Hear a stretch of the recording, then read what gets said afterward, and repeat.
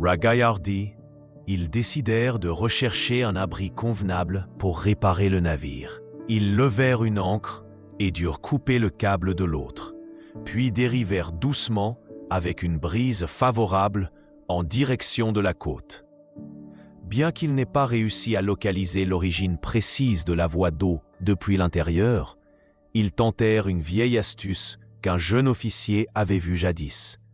Ils prirent une vieille voile. Ils fixèrent des morceaux de chanvre et de laine effilochée, la recouvrirent de fumier de mouton et d'ordures avant de la faire glisser sous la coque à l'aide de cordages. Le courant, en attirant ce mélange vers l'intérieur par l'ouverture, contribua à en obstruer une grande partie, leur permettant ainsi de se contenter d'une seule pompe pour maintenir le navire à flot.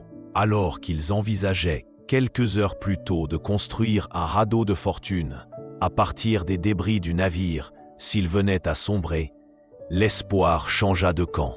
Ils nourrissaient à présent l'ambition de réparer le bâtiment et de poursuivre le voyage. Le soir venu, ils mouillèrent à une distance de 7 lieues de la côte. Le lendemain matin, ils dépassèrent 2 îlots qu'ils baptisèrent les îles de l'Espérance et envoyèrent des embarcations sonder les fonds à la recherche d'un abri sûr.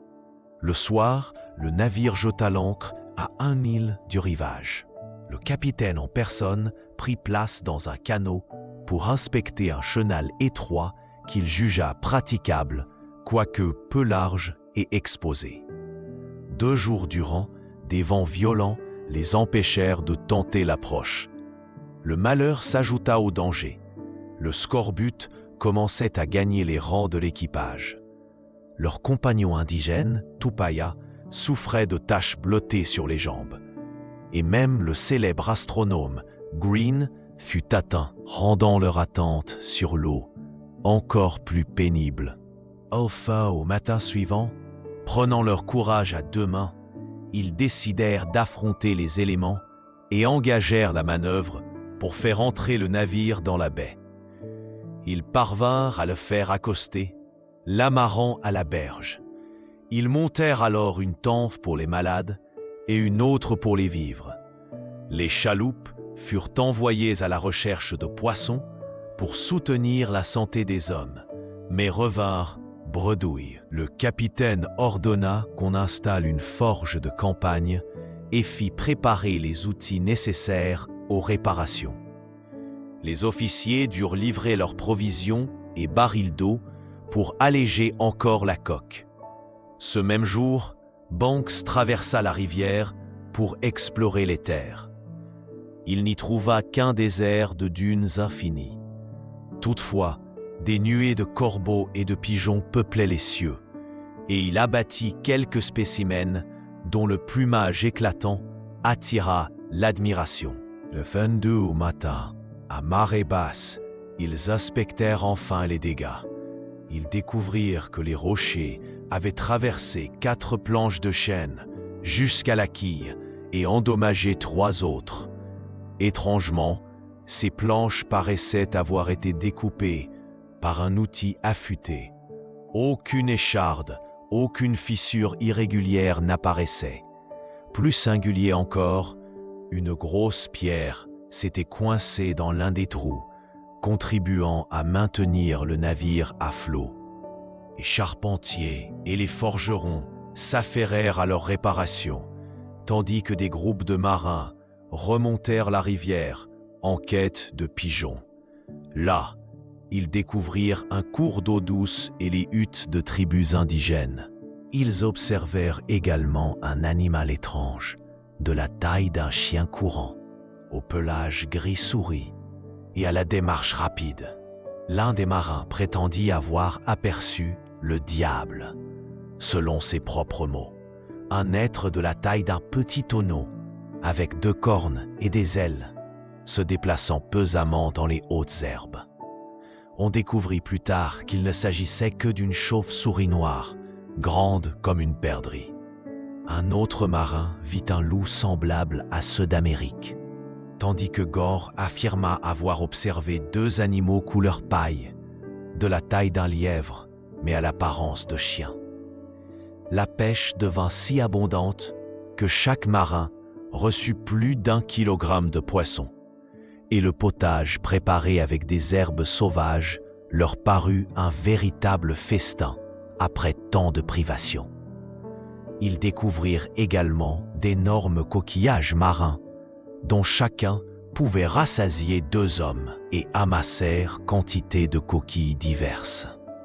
Lors d'une expédition, Banks et ses compagnons montèrent un canot pour remonter la rivière et y passèrent la nuit.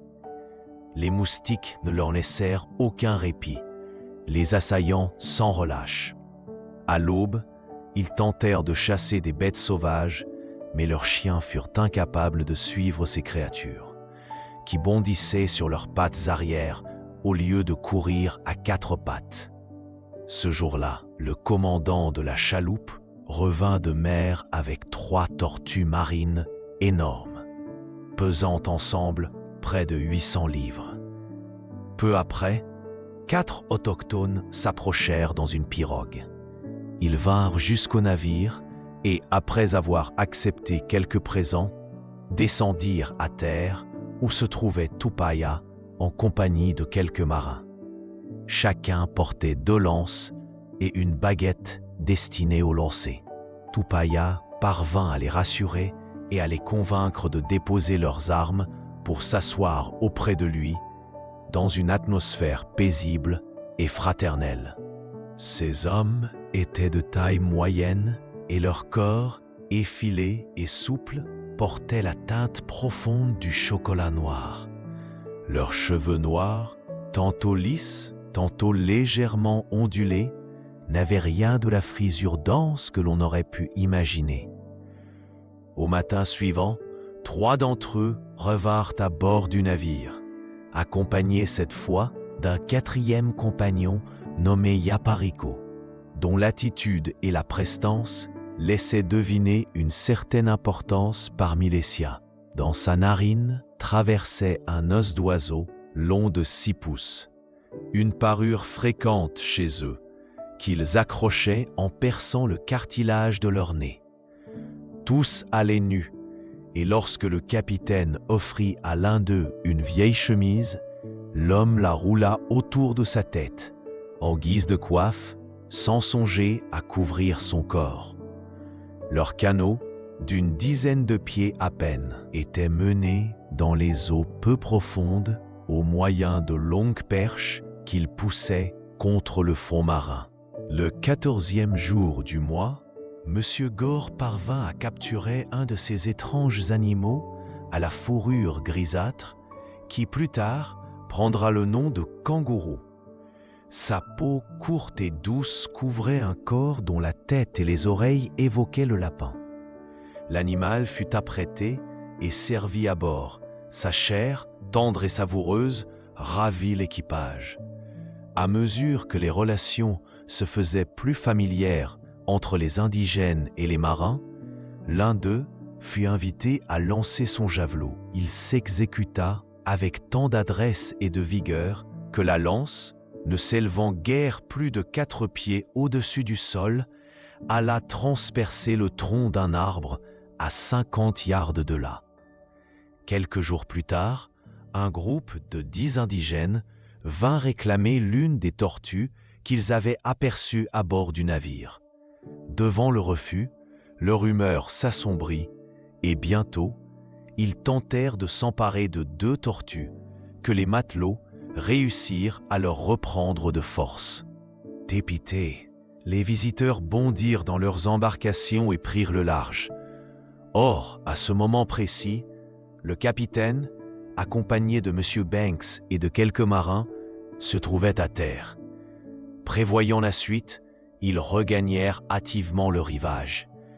Comme attendu, les indigènes atteignirent la côte et dans un geste soudain, l'un d'eux saisit une braise sous le chaudron de goudron et courut vers les broussailles desséchées où étaient entassées les affaires des Anglais.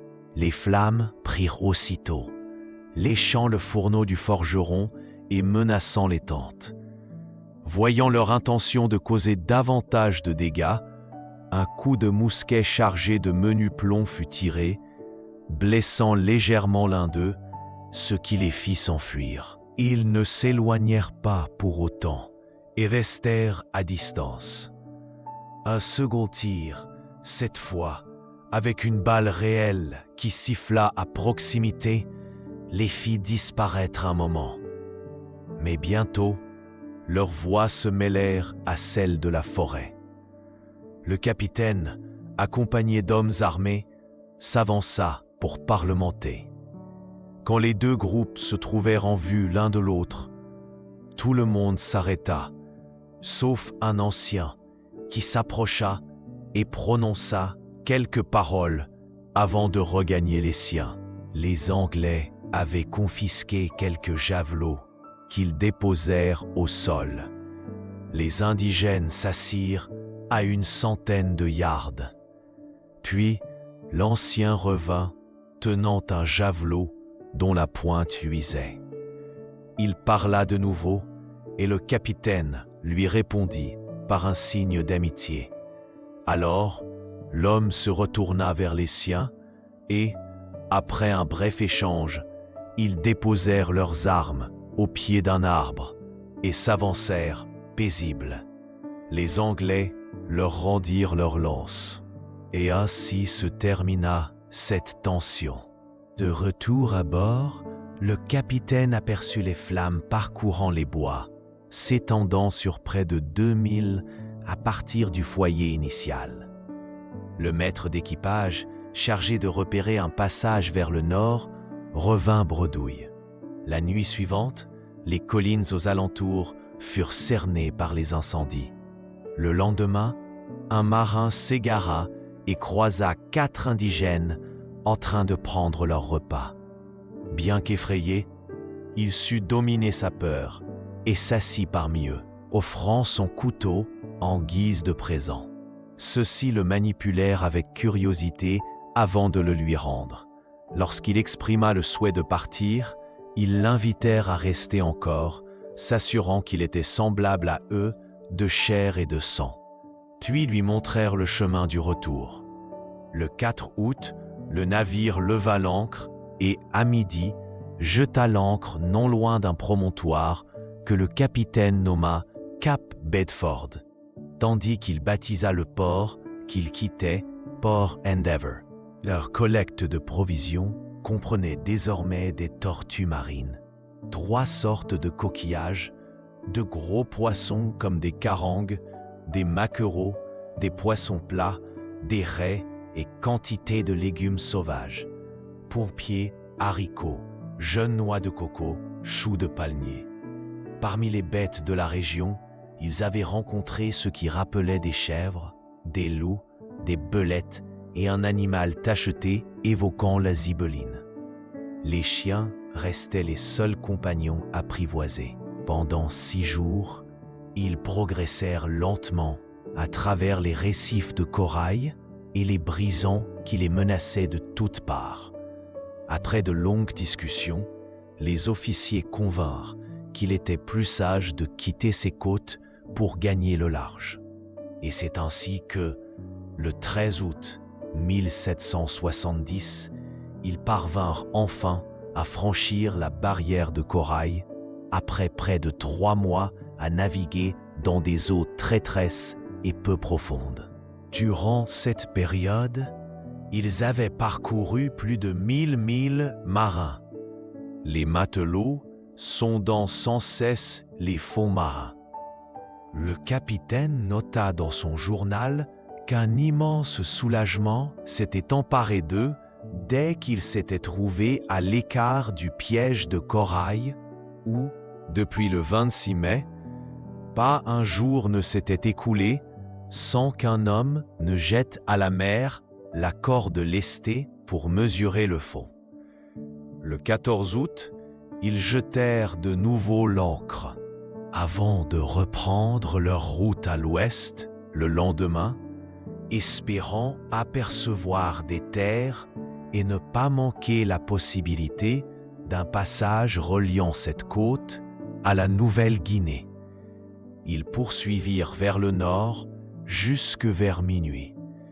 Avec l'aube, de grandes vagues écumantes vinrent frapper les récifs à moins d'1 mille de distance, et les courants les poussaient vers ce péril à une vitesse inquiétante. Les canots furent mis à l'eau pour tenter de remorquer le navire, qu'on parvint à orienter, et il ne passa qu'un souffle de l'écueil, poussé par la houle. Dans cette angoisse, ils aperçurent une brèche étroite dans les récifs.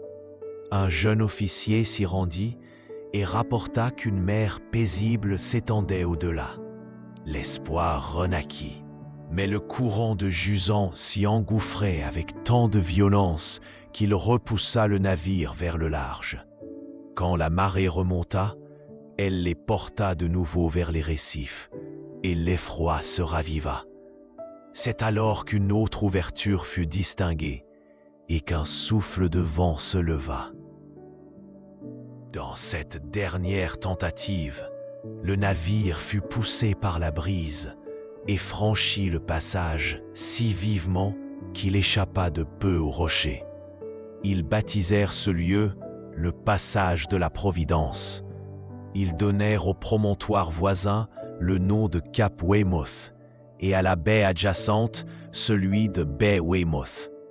Ce jour-là, les canots partirent en pêche et ramenèrent une abondance de poissons, parmi lesquels d'énormes coquillages nécessitant 2 hommes pour les porter.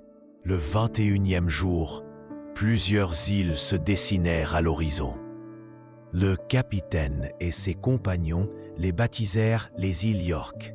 À la tombée du jour, l'ancre fut jetée entre ces îles, alors que le passage à travers les récifs semblait s'élargir peu à peu. Du sommet d'une colline, les voyageurs purent observer un panorama dégagé s'étendant sur près de 40 milles, sans qu'aucune terre ne vienne entraver leur regard. Cette vision leur confirma la présence probable d'un passage menant à l'océan Indien. Avant de quitter l'île, le capitaine planta le drapeau de son pays et proclama que toute cette côte orientale, qu'il nomma Nouvelle-Galles du Sud, appartenait désormais au roi de Grande-Bretagne. Ainsi, l'expédition avait atteint l'extrémité nord de ce vaste territoire appelé New Holland et aperçut les eaux libres s'étendant vers l'ouest. Le chenal qui s'ouvrait alors devant eux était bordé au nord-est par la terre ferme et par une constellation d'îles qu'ils baptisèrent îles du prince de Galles. Le capitaine supposa que ces îles s'étendaient peut-être jusqu'à la Nouvelle-Guinée. Ce passage fut nommé le détroit de l'Endeavour. Peu à peu, il apparut que cette Nouvelle-Galles du Sud était plus vaste que toute autre terre connue jusque-là, dépassant en étendue même le vieux continent européen. Durant ce périple, les navigateurs avaient parcouru plus de 2000 milles en longeant cette interminable côte. Dans les contrées du nord, le sol se révélait moins fertile. Les arbres y étaient plus clairsemés et moins majestueux que dans le sud. Les grands troncs s'élevaient à distance les uns des autres, séparés de près de 13 yards. Les hommes de ces régions étaient de taille moyenne, robustes et vifs, mais leur voix douce et musicale rappelait presque la tonalité féminine. Leur peau, d'un brun rappelant le chocolat noir, semblait noire tant la poussière et la suie s'y accumulaient. La particularité la plus saisissante de leur apparence demeurait cette osselette d'oiseau plantée dans la cloison nasale, que les marins surnommèrent avec humour le mât de Beaupré. Certains arboraient des colliers de coquillages suspendus sur leur poitrine, et tous se paraient de lignes rouges et blanches dessinées sur leur visage et leur corps, cerclant parfois leurs yeux d'anneaux immaculés. Leurs abris étaient de modestes huttes façonnées de minces baguettes plantées en cercle dans le sol, formant un dôme évoquant la gueule d'un four, recouvert de larges écorces et de feuilles de palmier. L'ouverture orientée vers le foyer était si basse qu'il fallait s'y faufiler en se courbant. Ils dormaient à l'intérieur, les pieds relevés vers la tête, et chaque hutte n'abritait guère plus de 4 personnes. Ses habitants maîtrisaient un art ingénieux pour allumer le feu. Ils prenaient une tige de bois dont une extrémité était légèrement effilée et la frottaient vigoureusement sur une pièce de bois sec, provoquant une fumée épaisse qui finissait par s'embraser. Il arrivait que l'un d'entre eux, longeant le rivage, alluma çà et là des feux dans l'herbe sèche, afin de forcer le kangourou, animal méfiant du feu, à fuir les zones incendiées, même longtemps après l'extinction des flammes. Cette technique simple n'était d'ailleurs pas propre à cette contrée. Les Esquimaux des terres arctiques recouraient à un procédé semblable. Sir Edward Belcher lui-même avait rapporté de la baie de Bond des instruments similaires qu'il avait déposés dans les galeries du British Museum. Leurs armes consistaient en lances dont les pointes étaient façonnées tantôt dans des os de poisson, tantôt dans un bois dur et dense. Ces pointes étaient ornées de crochets ou d'éclats, de sorte qu'une fois plantée dans la chair d'une proie ou d'un adversaire, la lance infligeait de profondes déchirures et laissait parfois des éclats douloureux. Dans les régions septentrionales, les canaux étaient taillés à même des troncs massifs, probablement creusés au moyen du feu, car les habitants ne semblaient pas posséder d'outils assez tranchants pour une telle tâche. Ces embarcations étroites, de 14 pieds de long, se révélaient fort instables et n'étaient rendues praticables que par des balanciers de bois fixés de part et d'autre. Les rameurs maniaient leurs pagaies à 2 mains, pagayant à la force des bras. Bien que les rencontres avec les autochtones eussent été rares et brèves, les marins anglais notèrent que ces hommes parlaient d'une voix distincte et douce. Ils répétaient souvent le même mot, fatou, lorsqu'ils s'approchaient, comme une exclamation de surprise ou d'admiration. La langue qu'elles employaient, sans être désagréable à l'oreille, semblait même porter en elle une certaine mélodie. Le 24e août 1770, au moment de relever l'ancre, le câble se rompit près de la boucle. Il fallut jeter une nouvelle ancre pour stabiliser le navire et éviter qu'il ne dérive. Au matin, l'ancre perdue fut récupérée au soulagement de l'équipage. Le 25e août, le navire leva les voiles en direction du nord-ouest. Peu après, un des canots signala des hauts fonds. Les voiles furent aussitôt abaissées. On découvrit alors que le navire se trouvait en fâcheuse posture, encerclé par les récifs et ne laissant qu'une étroite bande d'eau profonde. Le soir venu, à marée descendante, ils réussirent à se dégager avant que le soleil ne disparaisse derrière l'horizon. Le navire poursuivit sa route au nord, en restant à distance prudente du rivage jusqu'au 3 septembre. La mer, à peine assez profonde, les empêchait d'approcher davantage. Ils tentèrent à plusieurs reprises de s'en rapprocher, mais en vain. Le capitaine décida alors de gagner la côte dans une embarcation légère, accompagné de M. Banks et du docteur Solander, tandis que le navire restait en mer. À 200 yards du rivage, l'eau devint si peu profonde qu'ils durent abandonner le canot et marcher dans l'eau jusqu'à la plage. Sur le sable humide, ils découvrirent des empreintes de pas humaines. À peine à 1/4 de mille de leur embarcation, 3 indigènes surgirent d'entre les arbres en poussant des cris puissants. Le premier lança un projectile enflammé, semblable à de la poudre embrasée, qui s'éteignit sans éclat. Les 2 autres décochèrent leurs lances. Les Anglais firent feu en l'air pour les effrayer. Mais l'un des indigènes lança une nouvelle lance. Les marins durent alors charger leurs fusils de plomb et tirer à nouveau. Effrayés, les 3 hommes s'enfuirent. L'un d'eux fut peut-être touché. Le capitaine et ses compagnons, soucieux de ne pas causer de mal à ces hommes, regagnèrent le canot au plus vite. Alors qu'ils s'éloignaient du rivage, ils virent qu'une foule de près de 80 personnes s'était rassemblée.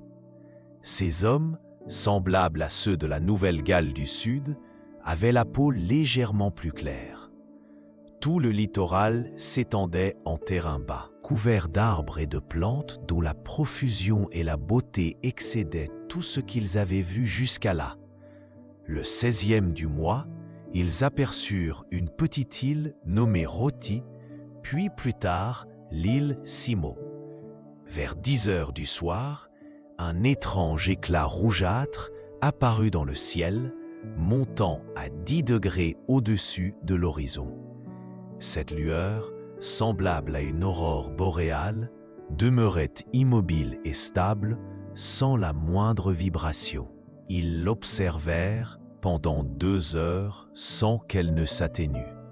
Désormais hors de portée des cartes qu'ils possédaient, la navigation se poursuivit durant toute la nuit.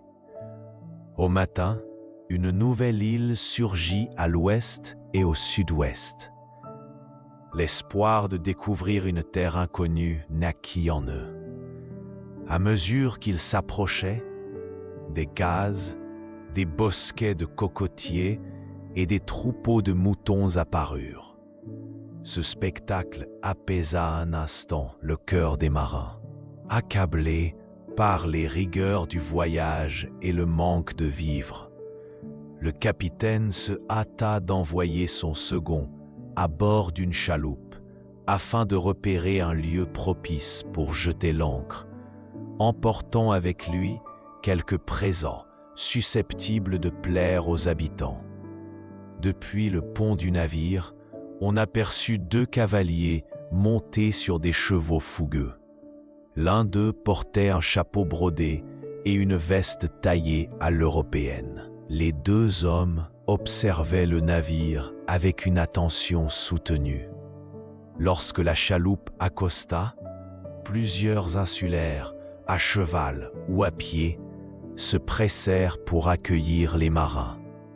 Quelques noix de coco furent déposées dans l'embarcation en guise de bienvenue. Puis l'on désigna un golfe voisin, idéal pour le mouillage. Le navire mit aussitôt le cap dans cette direction. Le second revint en précisant qu'il n'avait pu acheter de noix de coco, leur propriétaire étant absent, et que les fruits obtenus lui avaient été offerts, ce qu'il avait échangé contre quelques morceaux de tissu. Il raconta également avoir rencontré plusieurs notables de l'île, parés de chaînes d'or autour du cou et vêtus de légers habits de lin. Le soir venu, tandis que le navire pénétrait dans le golfe, une petite ville se dessina à proximité. Le pavillon fut hissé en tête de mât et 3 coups de canon retentirent. En réponse, la ville arbora le drapeau hollandais. Le lendemain matin, le capitaine confirma qu'il s'agissait bien d'une colonie hollandaise. Il envoya donc le second exposer aux autorités locales les besoins du navire en vivres. Guidé par les habitants, celui-ci fut conduit auprès du gouverneur, que l'on appelait le Raja, qui communiquait à travers un interprète portugais. Le second présenta les requêtes du capitaine, Le Raja accueillit favorablement la délégation, mais expliqua qu'il ne pouvait commercer avec d'autres que les Hollandais sans autorisation expresse. Il fit alors appeler le seul agent hollandais de l'île, un certain Lang, qui, tout en affectant des manières affables, précisa qu'il était possible d'acheter ce qu'on souhaitait directement auprès des habitants. Peu après, le Raja et Lang exprimèrent leur désir de se rendre à bord du navire, mais demandèrent que 2 membres d'équipage demeurent en otage à terre en garantie de leur sûreté. L'officier accepta de bonne grâce et les 2 hommes montèrent à bord peu avant le déjeuner. Le repas principal était composé de viande de mouton et lorsque le Raja y goûta, il manifesta aussitôt le souhait d'obtenir un mouton anglais. Comme il n'en restait plus qu'un à bord, on le lui offrit. Il demanda également un chien, et M. Banks lui donna alors son lévrier. Enfin, un télescope lui fut remis, après que Lang eut soufflé qu'un tel présent lui plairait. Les visiteurs informèrent ensuite le capitaine que l'île regorgeait de volailles, de porcs, de moutons et de buffles, et que dès le lendemain, on les conduirait jusqu'au rivage afin de permettre au navire de s'approvisionner. Cette nouvelle ravit tout l'équipage et les verres de vin commencèrent à circuler. Bientôt, Lang et son compagnon, sous l'effet de l'alcool, peinèrent à conserver leur contenance, mais réussirent à s'éclipser avant de sombrer tout à fait. Le lendemain, le capitaine et plusieurs officiers débarquèrent pour rendre visite au Raja. Mais à leur grande déception, aucune bête ne les attendait sur le rivage, et ils décidèrent néanmoins de poursuivre jusqu'à la ville. Ils furent conviés à déjeuner chez le Raja, qui, selon la coutume locale, ne partagea pas le repas avec ses hôtes. Le festin se composait de viande de porc et de riz de qualité supérieure, présentés dans 36 plats et 3 grandes jarres remplies de bouillon. Les cuillères, faites de feuilles, étaient si petites que la faim des invités ne leur permit guère de les utiliser longtemps. Après le repas, le capitaine proposa au Raja de boire du vin avec lui, mais celui-ci déclina en expliquant que l'hospitalité interdisait à l'hôte de s'enivrer avec ses visiteurs. Le vin fit cependant le tour de la table. Le capitaine en profita pour s'enquérir du bétail promis, et Lang expliqua qu'il avait reçu une missive du gouverneur de Concordia à Timor, ordonnant de fournir aux Anglais ce qu'ils désiraient, mais sans qu'ils prolongent leur séjour et sans remettre de présents aux gens de rang modeste. Il précisa que de menus cadeaux pouvaient être échangés contre des perles ou des babioles. Cette histoire paraissait pourtant inventée de toutes pièces par Lang dans l'espoir de recevoir lui-même les présents les plus précieux. Peu après, on informa le capitaine que quelques moutons avaient bien été amenés au rivage, mais qu'ils avaient disparu avant que les hommes n'aient pu en régler le prix. Aucune trace de porc ni de buffle non plus. Excédé par ces manœuvres, le capitaine réprimanda Lang, qui prétendit que, si lui et ses officiers s'étaient présentés en personne, ils auraient pu obtenir tout ce qu'ils voulaient, car les Indiens redoutaient que les marins ne tentent de les duper avec de la fausse monnaie. Ce prétexte paraissait aussi peu crédible que le précédent. Ne souhaitant pas perdre davantage de temps, le capitaine se rendit aussitôt au rivage, où il ne trouva aucune bête à vendre. Pendant son absence, Lang déclara à M. Banks que les habitants étaient mécontents, car les marins ne leur offraient pas d'or en échange de leurs denrées et qu'il n'accepterait rien d'autre. Lassé par tant de mensonges, M. Banks tourna les talons avec irritation. Le 20 du mois, le capitaine Cook et le docteur Solander débarquèrent de nouveau. Tandis que le docteur se dirigeait vers la ville à la recherche de Lang, le capitaine demeura près du rivage, tentant de négocier quelques bêtes. Là, il rencontra un vieil homme, surnommé le Premier ministre, que le respect général entourait. Soucieux de s'attirer ses bonnes grâces, le capitaine lui remit un télescope en présent. Un jeune buffle était alors proposé à la vente au prix de 5 guinées. Sachant qu'il ne valait guère plus de la moitié, le capitaine offrit 3 guinées pour ouvrir la discussion. Mais le vendeur expliqua qu'il devait d'abord obtenir l'autorisation du Raja. Un messager fut envoyé et revint peu après avec la réponse que le prix devait rester à 5 guinées. Le capitaine refusa. Un second messager fut dépêché, mais son absence se prolongea.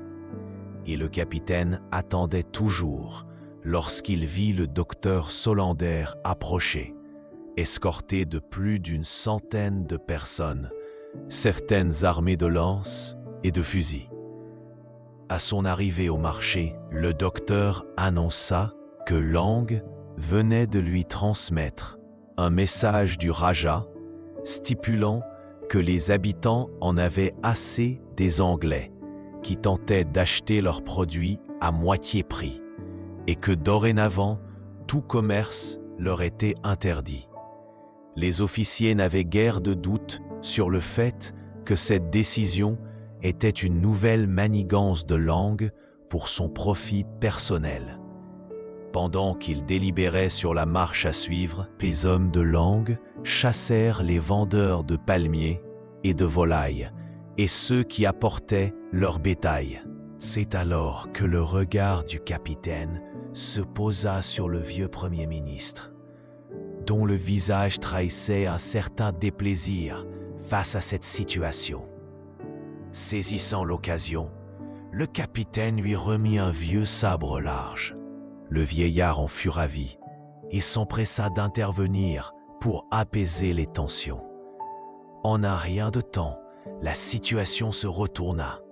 Les habitants réapparurent avec leur bétail et le marché se remplit de marchandises. Le capitaine paya d'abord 10 guinées pour 2 buffles. Mais bientôt la transaction se fit par troc, un fusil contre un buffle. Grâce à ce procédé, ils purent se procurer tout ce dont ils avaient besoin. Il ne faisait guère de doute que Lang avait profité de la vente des 2 premiers buffles pour affirmer que les habitants n'acceptaient que l'or. Après avoir assuré le ravitaillement indispensable, le capitaine se prépara à lever l'ancre. Cette île se nomme Savo, située par 10 degrés 35 minutes de latitude sud et 237 degrés 30 minutes de longitude ouest. À cette époque, elle restait à peu près inconnue et mal cartographiée. Sa longueur variait entre 20 et 30 milles, mais sa largeur restait incertaine. Lorsque l'Endeavour y fit escale, la saison sèche touchait à sa fin et il n'y était pas tombé de pluie depuis près de 7 mois. Nulle rivière ne coulait en surface et les habitants s'approvisionnaient à des sources éparses dans les hauteurs. Outre le sorgho et le maïs, l'île produisait du tabac, du coton, du bétel, du tamarin, des citrons, des oranges, des mangues, du millet, du riz, une variété de haricots, des pastèques et bien d'autres fruits tropicaux. On y aperçut également un peu de cannelle et quelques plantes d'origine européenne. Les buffles y étaient nombreux, de la taille d'un taureau mais de moitié moins lourds, amaigris par la sécheresse mais à la chair savoureuse. Leurs cornes recourbaient vers l'arrière, leur pelage était rare et leurs oreilles fort larges. On y trouvait également des chiens, des chats, des pigeons, des poules, des porcs, des chèvres, des moutons, des ânes et des chevaux. Ces derniers ne dépassaient guère 12 mains de haut, mais se montraient vifs et joyeux. Quant aux moutons, ils ressemblaient davantage à des chèvres et portaient le nom de capritos. Les côtes fournissaient quelques tortues de mer, bien que peu nombreuses. Les habitants étaient de stature légèrement inférieure à la moyenne. Avec des cheveux noirs et lisses, les hommes affichaient des traits variés, tandis que les femmes se ressemblaient toutes, petites et bien en chair. Les hommes de cette contrée portaient 2 pièces d'étoffe de coton. L'une était enroulée autour de la taille, son extrémité ramenée entre les jambes pour former une sorte de ceinture à poche où il glissait de menus objets. L'autre passait dans le dos et venait se nouer sur l'épaule. Quant aux femmes, elles s'enveloppaient d'un tissu qui descendait de la taille aux genoux à la manière d'une jupe et en drapaient un autre sur la poitrine. Ces étoffes teintes de nuances de bleu avant d'être tissées présentaient des tons vifs et agréables à l'œil. Ils affectionnaient aussi toute une variété de parures et d'ornements. Leurs habitations reposaient sur des pilotis, élevés à 4 ou 5 pieds du sol, leur longueur variant de 20 jusqu'à 400 pieds selon la position et l'importance de celui qui y résidait. Elles se divisaient ordinairement en 3 tiers égales, dont l'une était réservée aux femmes. Parfois, on découpait de petites chambres supplémentaires sur les côtés. Les toitures, elles, étaient toujours couvertes de feuilles de palmier. Dans leur alimentation, ils consommaient toutes sortes de viandes, mais la chair de porc tenait la première place, suivie de celle du cheval, puis du buffle et de la volaille. Étrangement, ils préféraient la viande de chat et de chien à celle des chèvres et des moutons, et mangeaient peu de poissons. Parmi les richesses naturelles de leur île, le palmier éventail occupait une place éminente, tant il leur était utile. Dès que les jeunes bourgeons apparaissaient, ils les coupaient pour suspendre en dessous de petits paniers de feuillage, où s'écoulait un liquide transparent au goût léger de vin, que tous buvaient. Les feuilles de ce palmier leur servaient à confectionner des pipes, des ombrelles, des gobelets, des paniers et des toitures. Son fruit, gros comme un navet, ne leur plaisait guère et était rarement consommé. Les observations furent prises avec le plus grand soin. Dans les jours qui suivirent, le capitaine et ses hommes constatèrent une pénurie de fruits de l'arbre à pain. Ils découvrirent alors que les habitants en fabriquaient une pâte fermentée appelée maï, qu'ils conservaient pour les périodes de disette. Le 12 juin, le capitaine se plaignit de la disparition de plusieurs arcs, flèches et cordelettes de cheveux tressés. L'enquête révéla que certains marins étaient eux-mêmes responsables des vols. Ils furent fouettés en public pour l'exemple. Le vendredi 30 du mois, ils atteignirent le village d'Utaoro où résidait leur vieil ami Tutaa. Celui-ci les accueillit avec chaleur, leur offrant un dîner généreux et un abri confortable. Bien qu'ils aient été victimes de quelques larcins lors d'une précédente visite, cette nuit-là se passa dans un calme parfait, sans qu'aucun objet ne disparaisse. Le samedi 1er juillet, l'équipage regagna le fort de Port-Royal après avoir estimé que l'île, incluant ses presqu'îles, mesurait environ 100 milles de circonférence. Le lundi 3 juillet, Monsieur Banks partit en excursion accompagné de quelques guides du pays.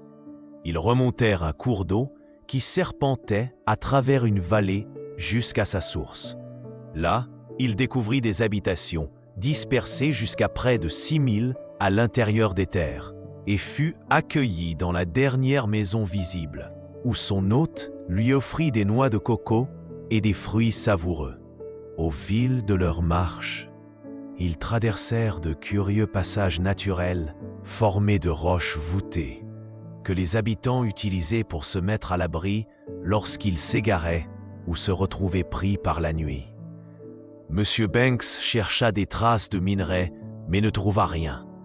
Nombre des pierres paraissaient avoir été brûlées, et l'on voyait encore dans l'argile des collines et des îlots voisins les marques laissées par des feux anciens. Le 4 juillet, post-Butzbah, il entreprit de semer des graines qu'il avait rapportées de Rio de Janeiro. Melons, oranges, citrons et d'autres essences.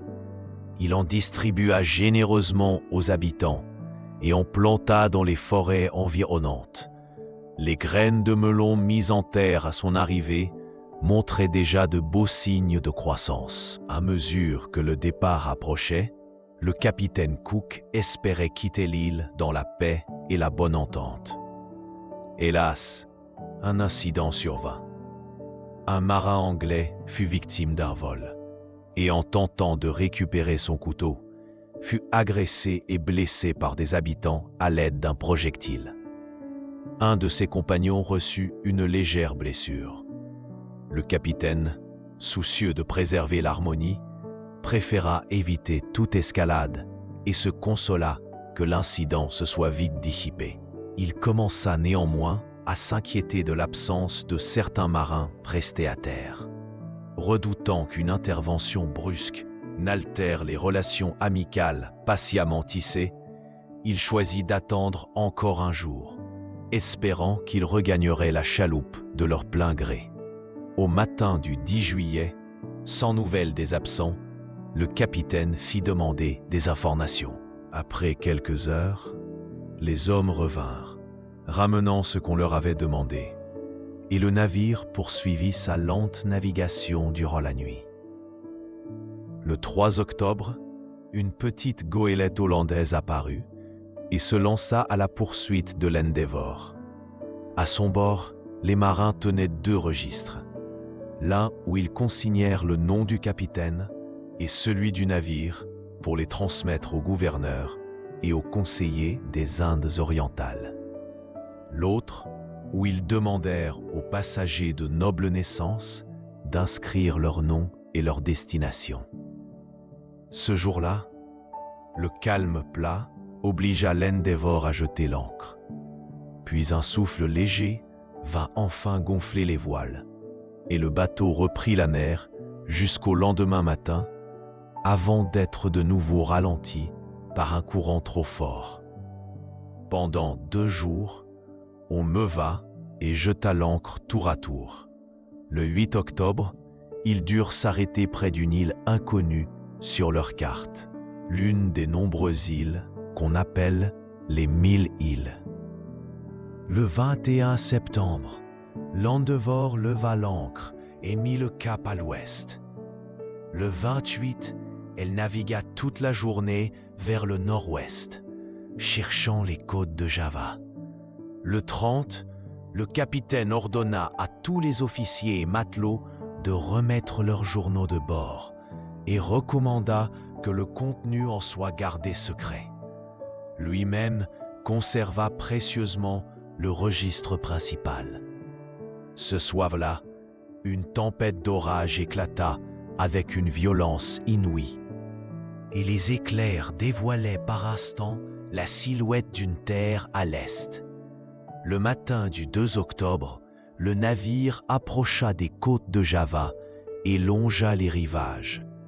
Leur ami indien, Tobia, gravement malade, souffrait depuis des jours. Le capitaine envoya une embarcation à terre pour y chercher des fruits frais et un peu d'herbe pour nourrir le buffle qu'il transportait. Les naturalistes Solembert et Banks y débarquèrent, cueillirent quelques plantes et abattirent à l'arme à feu une énorme chauve-souris dont l'envergure atteignait la longueur d'un bras. À peine avaient-ils regagné le bord qu'apparurent des canots malais chargés de courges, de poissons séchés et de tortues de mer qu'ils proposaient à la vente. Une tortue pesant 150 livres fut cédée pour $1. La navigation reprit, lente et incertaine, jusqu'à la nuit où un vent léger venu de la terre les poussa vers le sud-est. Le lendemain, ils jetèrent l'ancre devant le port de Batavia. À peine l'Endeavour avait-elle mouillé que s'approcha un vaisseau arborant un pavillon de commandement. On y mit une chaloupe à la mer qui vint demander le nom du capitaine et celui de son bâtiment. Cook répondit avec prudence ce qu'il jugeait convenable, et les émissaires repartirent. Les hommes qui se trouvaient dans cette embarcation paraissaient à bout de force, minés par les maladies et le climat détestable, n'étant plus que des ombres humaines. Cook y vit un funeste présage pour son propre équipage, bien qu'à ce moment précis, seul Tobias fût souffrant à bord. Les matelots anglais, connus pour leur audace et leur indifférence au danger, n'imaginaient guère que la maladie pût frapper des hommes aguerris aux climats les plus divers. Ils ignoraient cependant que l'air de Batavia était chargé de fièvre et d'épidémies mortelles. Les officiers et marins convinrent que le navire ne pouvait repartir sans être réparé à fond. Le capitaine résolut alors de demander l'autorisation de le faire caréner et adressa une requête qu'il fit traduire en hollandais. Le 10 octobre, Cook et quelques compagnons se rendirent à terre et furent reçus par le seul Anglais vivant à Batavia, un certain Leith, qui les accueillit chaleureusement et leur offrit un somptueux dîner. Puis, le capitaine fut introduit auprès du gouverneur de la ville, lequel le reçut avec amabilité et lui demanda de soumettre son mémoire au conseil dès le lendemain, lui promettant satisfaction. Cette nuit-là, un terrible orage éclata, mêlant tonnerre, éclairs et pluie diluvienne. L'une des grandes flûtes hollandaises en subit de sérieux dommages, tandis que l'Endeavour échappa au coup de foudre grâce à une chaîne métallique reliant les deux bords du navire et déversant l'électricité dans la mer. Un soldat qui chargeait son mousquet pendant l'orage en vit l'arme lui être arrachée des mains et sa baguette se briser en morceaux. La chaîne lumineuse paraissait aspirer l'étincelle de feu chaque fois que l'éclair frappait le bâtiment. En matin, le capitaine se présenta devant le conseil de la ville et se vit accorder toutes ses demandes. Quant à Tobias, il restait alité, refusant tous les remèdes. Monsieur Banks le fit alors chercher et l'installa chez lui, espérant que son état s'améliorerait. Dès qu'il quitta le navire et posa le pied en ville, le mal semblait l'abandonner. Lui qui n'avait jamais vu maison, voiture ni foule humaine, resta pétrifié de surprise et contempla tout dans un silence émerveillé. Le jeune Tayota, lui, éclatait de joie, courant dans les rues, dansant et examinant avidement tout ce qui l'entourait. Ce qui frappa le plus Tobias, ce fut la diversité des costumes portés par les habitants de Batavia. Lorsqu'il en demanda la raison, on lui expliqua que chacun provenait d'une contrée différente et conservait les vêtements de son pays. Fasciné, il voulut lui aussi suivre cette coutume. On envoya donc chercher à bord de l'Endeavour les étoffes de ces îles du Sud, et il revêtit ses habits traditionnels d'Otaheite. Pendant ce temps, Le capitaine tenta en vain d'obtenir un prêt pour financer les réparations du navire. Finalement, le gouverneur ordonna que la Compagnie néerlandaise des Indes orientales avance les fonds nécessaires. Mais à peine une semaine s'était-elle écoulée depuis l'arrivée à Batavia que les effets délétères du climat se firent sentir. Le docteur Solander et Mr. Banks furent pris de fièvre. Les domestiques de ce dernier tombèrent gravement malades. Le jeune Tayota souffrait d'une inflammation pulmonaire et Tobias était à l'agonie. Tous attribuaient ces maux à la chaleur excessive, aux marées pestilentielles et aux émanations fétides des canaux immondes qui sillonnaient la ville. Le capitaine James Cook quitta le port de Rio de Janeiro le 28 décembre 1768. Moins d'un mois plus tard, le 16 janvier, il atteignit la baie de Success, dans le détroit de Lemaire, où lui et son équipage renouvelèrent leurs réserves de bois et d'eau douce. Le 21 du même mois, ils quittèrent le détroit et, après plusieurs semaines de navigation, ils aperçurent enfin l'île George le 13 avril. Au cours de son trajet vers cette île, le capitaine choisit une route plus occidentale que celle qu'aucun autre navire n'avait empruntée avant lui. Pourtant, ce détour ne mena à aucune découverte jusqu'à ce qu'ils atteignent les zones tropicales, où ils croisèrent enfin plusieurs îles. Sur l'île George, les habitants les accueillirent avec la bienveillance qu'espérait le capitaine Cook. Il prit toutefois les précautions nécessaires pour assurer la sécurité de son équipage et de son navire. Aux alentours du 3 juin, le capitaine envoya le lieutenant X à l'est de l'île et le lieutenant Gore sur l'île de York, accompagnés de plusieurs officiers et des instruments fournis par Mr. Green, afin d'observer le passage de Vénus devant le Soleil, au cas où le ciel se couvrirait le jour venu.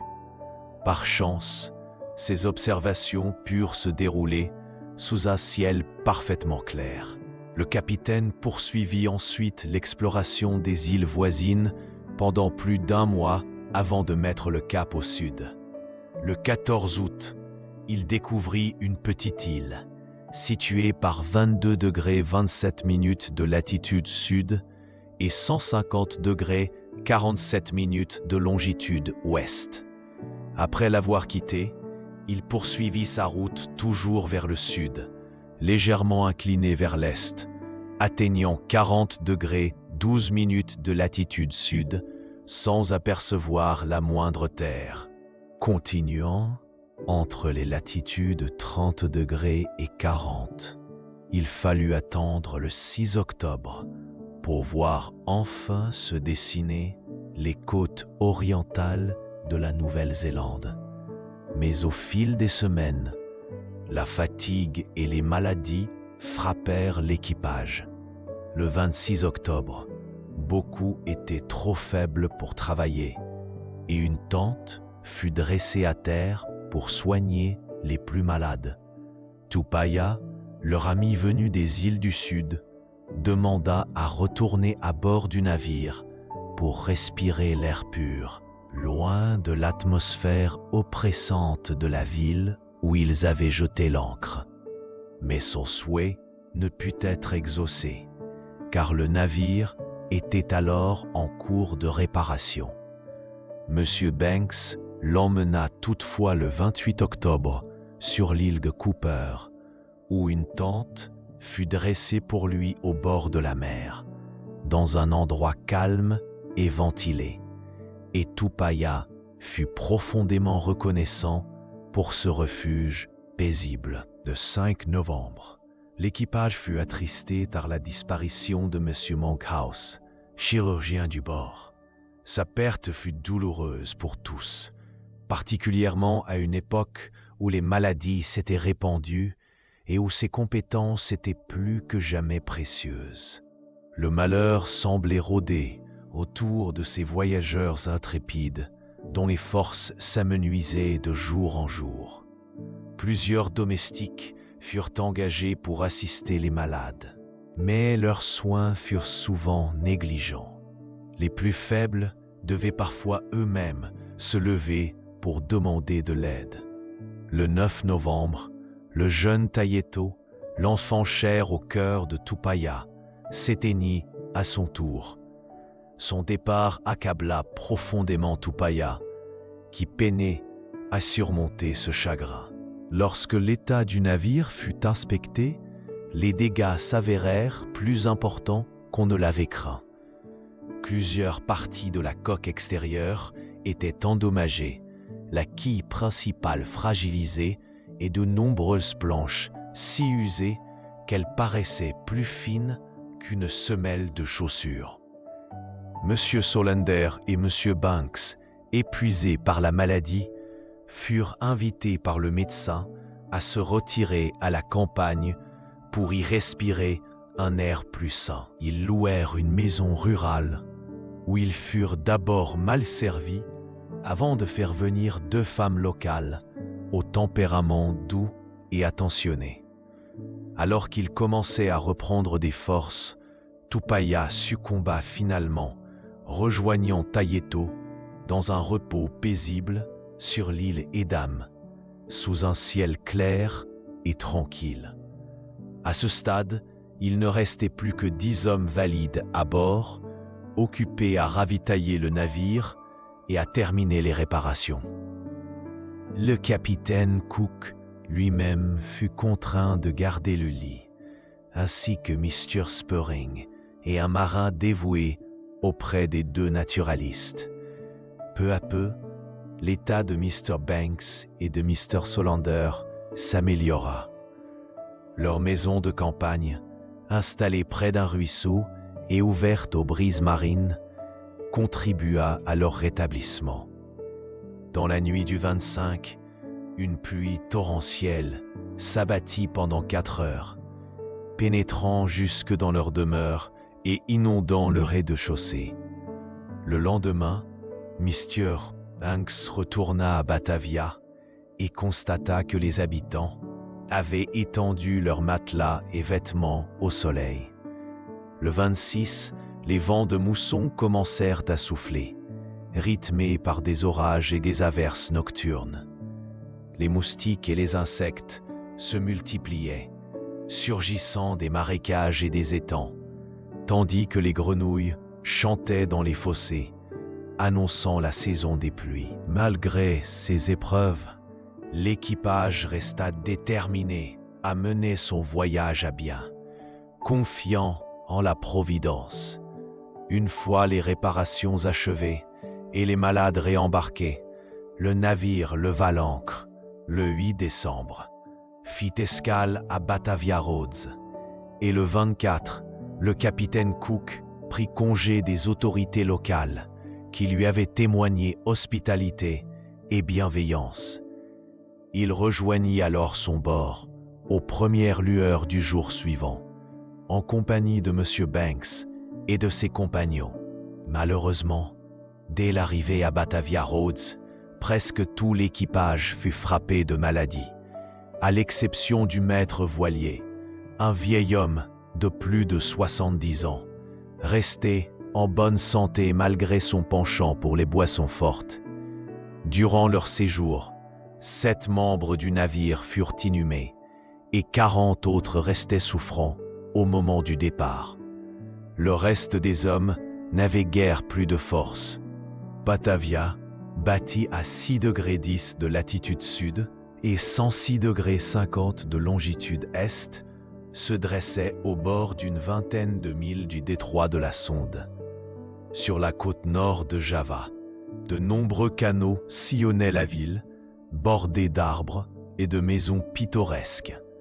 Mais les eaux stagnantes et les marais alentours alourdissaient l'air d'une humidité malsaine.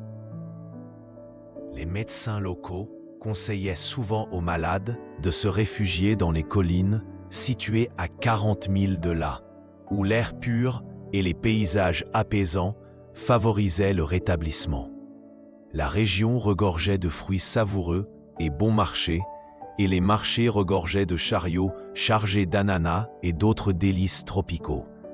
Les habitants parfumaient leurs maisons de fleurs et de bois odorants pour assainir l'atmosphère. Les animaux domestiques étaient nombreux, bien que de taille modeste. Le gibier et les poissons abondaient, même si les habitants préféraient souvent les réserver aux domestiques. On racontait encore bien des histoires et croyances étonnantes, comme celle d'un crocodile protecteur censé naître avec chaque enfant et qu'il fallait nourrir régulièrement. Ces récits légendaires ajoutaient un charme particulier à la vie locale. Les Chinois de Batavia se distinguaient par leur habileté et leur esprit d'entreprise. Ils dirigeaient de nombreux commerces et ateliers et contribuaient largement à la prospérité de la ville. Ainsi s'achevait cette étape du voyage dans une ville à la fois fascinante et impitoyable, avant que le capitaine Cook et ses hommes ne poursuivent leur grande aventure sur les mers du monde. Ainsi s'achève le premier voyage extraordinaire du capitaine James Cook, une aventure marquée par courage, persévérance et une découverte qui a changé à jamais notre vision du monde. Nous rendons hommage à son grand exploit, une page d'histoire écrite avec fierté sur les flots de l'océan. Merci à vous, chers auditeurs, d'avoir embarqué avec nous comme de véritables membres de l'équipage. Votre présence à bord a rendu ce voyage unique et vivant. N'oubliez pas de soutenir notre expédition. Abonnez-vous, laissez un j'aime et partagez vos impressions dans les commentaires. Et si vous souhaitez continuer l'aventure et faire partie de l'équipage du deuxième voyage, écrivez-le en commentaire pour que nous poursuivions ensemble cette odyssée vers de nouveaux horizons.